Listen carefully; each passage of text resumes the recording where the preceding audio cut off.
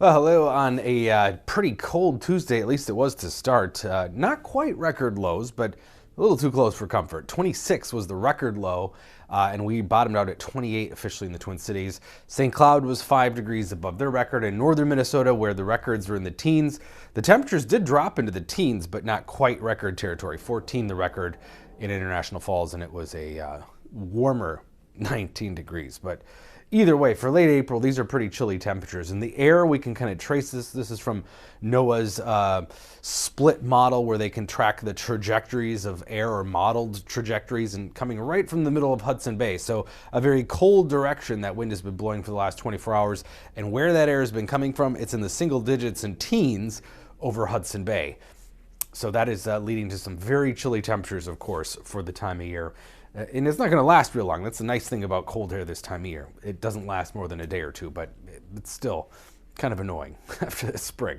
High pressure is centered right over western Ontario too, and that's why it's pushing that air from Hudson Bay down as that air moves clockwise around that high into Minnesota. But it's also pushing in some drier air. That's why we're seeing clearing skies, increasing amounts of sunshine through the day today, and enjoy what sun we do get because it's going to be pretty gray for a stretch here. We'll maybe start the day with some sunshine tomorrow, but already clouds will be increasing ahead of the next system. So here's modeled cloud cover dissipating through the rest of the day.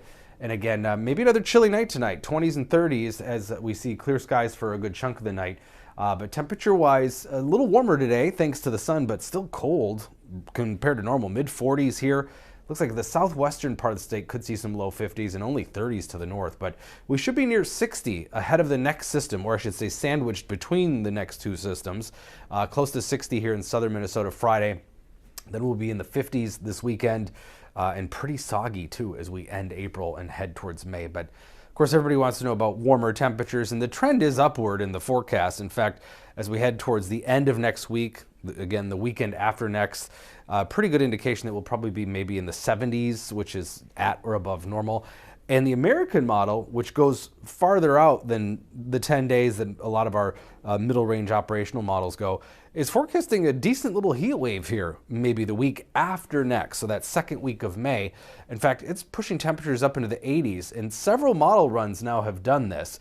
It goes a little back and forth, but it is still honing in on, catching on to something happening here late next week or the week after next in terms of warmth. And when we look at both the European and American models' extended range, which goes through May, you can definitely see these colors are coded towards the different model simulations high temperatures. So all those ensembles, and regardless, it gets yellow, orange, red, meaning there is some significant warming going on in the middle of May.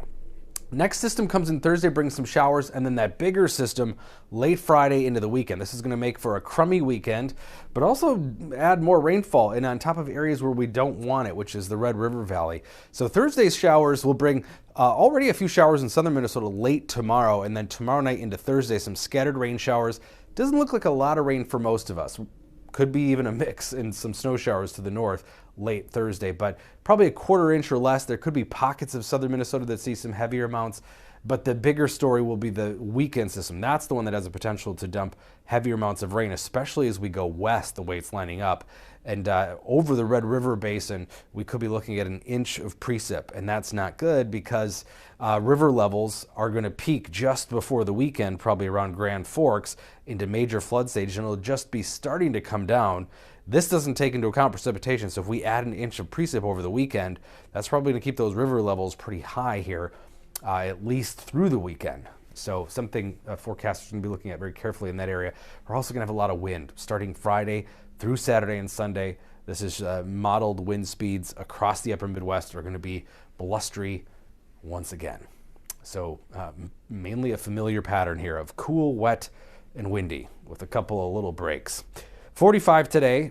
Tomorrow we'll see temperatures maybe a couple degrees warmer despite less sunshine, but still tomorrow and Thursday those temperatures are still 10 to 14 degrees below normal. Some showers on Thursday. Friday should be mainly dry, warmer, not sunny, but will be near 60. And then clouds, wind, and occasional rain Friday night into Saturday and Sunday, with again the potential for some decent amounts, especially farther west. And then we'll see that continued slow slog of a warming trend into late next week.